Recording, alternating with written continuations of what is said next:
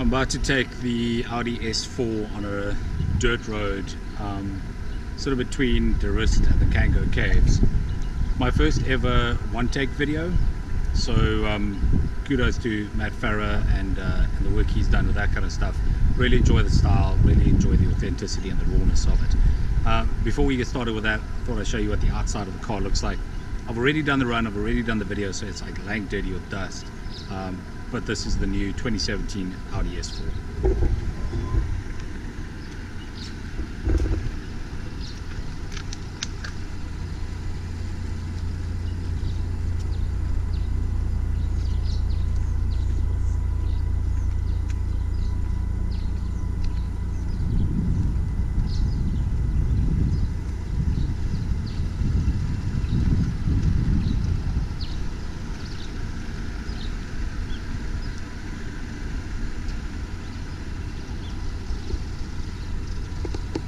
My original intention wasn't actually a dust road. My original intention was Port, which is a fantastically beautiful pass. Probably still make another video for that anyway. But after driving this S4 on these dust roads, I was suitably impressed with how well it handled. It really is a fantastic, fantastic car, both on tar and on dirt. These dust roads aren't terribly wild. They're kind of slippery, but they're relatively smooth, so you can get up to some decent speed. This S4 though is phenomenal. It really is. Like, I've driven a lot of Audis, and this is by far the best S4 that they have made to date. And I can say that because I actually own an S4, 12-year-old S4, and you actually cannot believe that my S4 2004 model and this 2017 S4, you cannot actually believe that they are in fact related to each other. There's of course a whole bunch of new bits and pieces that have come as part of this S4. So they built the thing on an entirely new drivetrain and chassis, a new S-tronic gearbox and 8-speed. They've also revamped this engine. So what we've got is building on a really, really good platform. This car is phenomenal. Building on a really good platform, making the engine, 15 kilowatts more powerful, 30 or 40 extra Newton meters. So it's producing 500 Newton meters and 260 kilowatts now, which is a lot of power for a car this size. And then just to make matters properly efficient, they've actually gone and lightened everything up as well. The new aluminium sort of compound block that they use is 14 kilos lighter than the previous generation. So we've got more power. We've got more power and less weight in the front end of this car. The Quattro obviously comes standard in the S models, which we expect at this point. Has also undergone a whole bunch of improvements. So what they've done with the Quattro, some traffic. So what they've done with the Quattro is actually just make it more intelligent than it used to be. Quattro, for instance, in my car is a pretty set 50-50 split on the front and the back. And all the wheels are kind of working all the time to try and keep the car is planted and on the ground, wow, as possible. What they've done here is they've kind of started off with a 40-60 split on the Quattro. So you got 40 on the front, 60 at the back, but it intelligently decides where you need the traction. So if you're slipping and it needs more traction at the back, it can move as much as 85% of the traction to the back or 85% of the traction to the front, essentially turning this into a rear-wheel drive or front-wheel drive car on the fly. That's pretty cool, I think.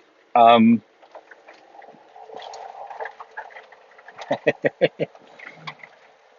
of the problems, and I've experienced this in previous cars, is that the stuff is just so good. It's just such a phenomenally well-built car, and it's got so many driver assists, and it's got so many things keeping you alive in this car that when things do go wrong, they can go wrong pretty badly.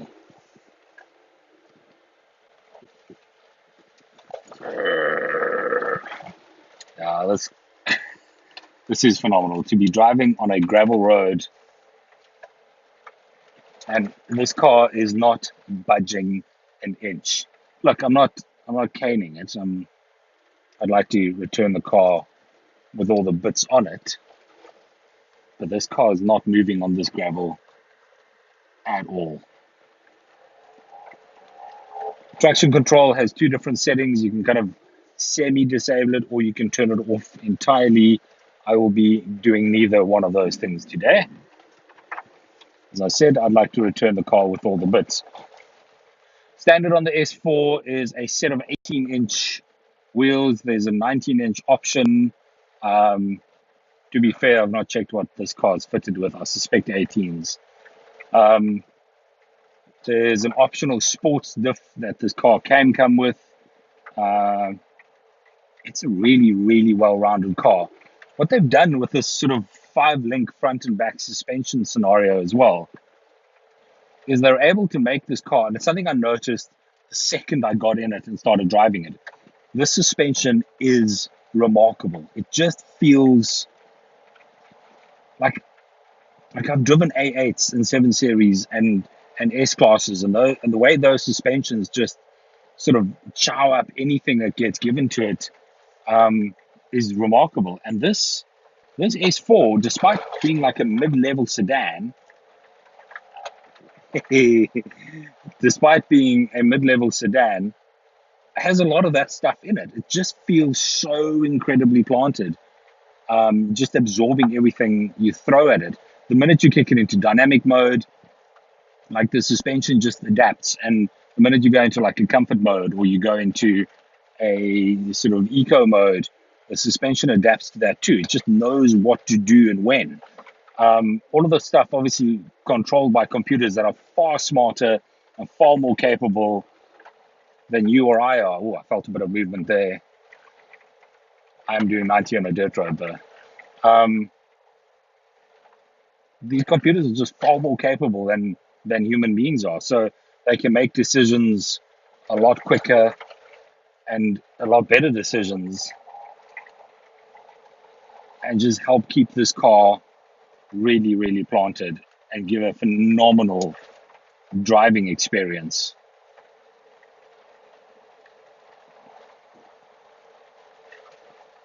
The only problem with this car is the low profiles, in that here and there are a couple of sort of dips in the road, and you enter with a bit of a bang. Not wild about that. I hope it doesn't bugger up any of the rims. But the performance this car throws out is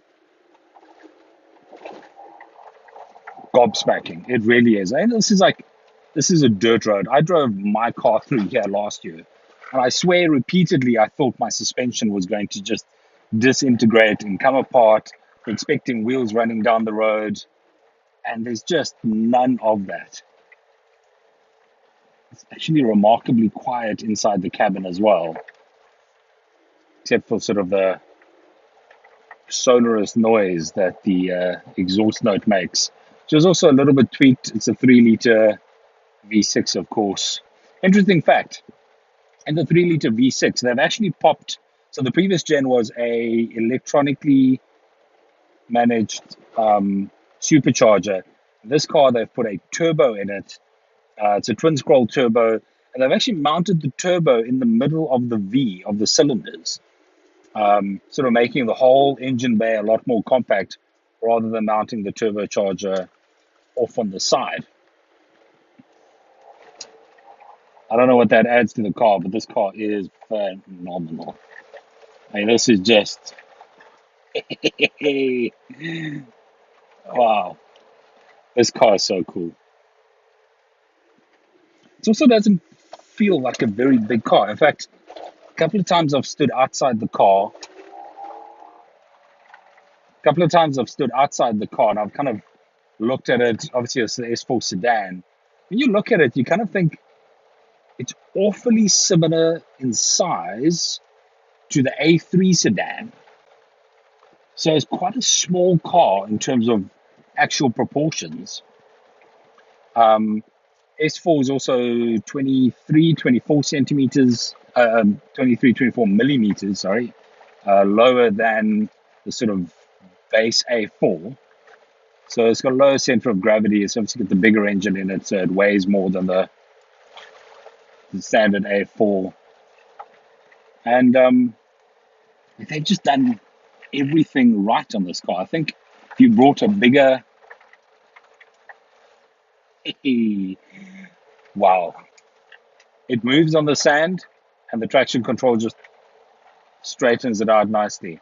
Um, this car's just the perfect size for driving fast. It doesn't feel too small. It doesn't feel like it's oversized.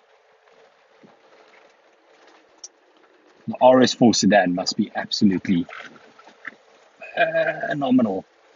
Oof. I'm worried about these wheels, man. Wow. Like when you cross little bridges like that, never quite sure how much of like a cement step there is. Braking ability on the sand is just really, really good. The problem with these things always is that the more you drive it on sand like this or on dirt, the more you get comfortable with the car, the better the car feels, the more cocky you get. And that's normally when you put it into a tree or some stupid crap like that, which we will not be doing today.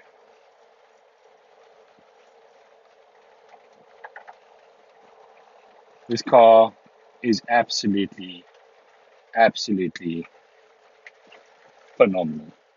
Audi have done a really good job in building a solid, solid performance car. See, this camera has succumbed to the dirt road as well. A bit bumpy.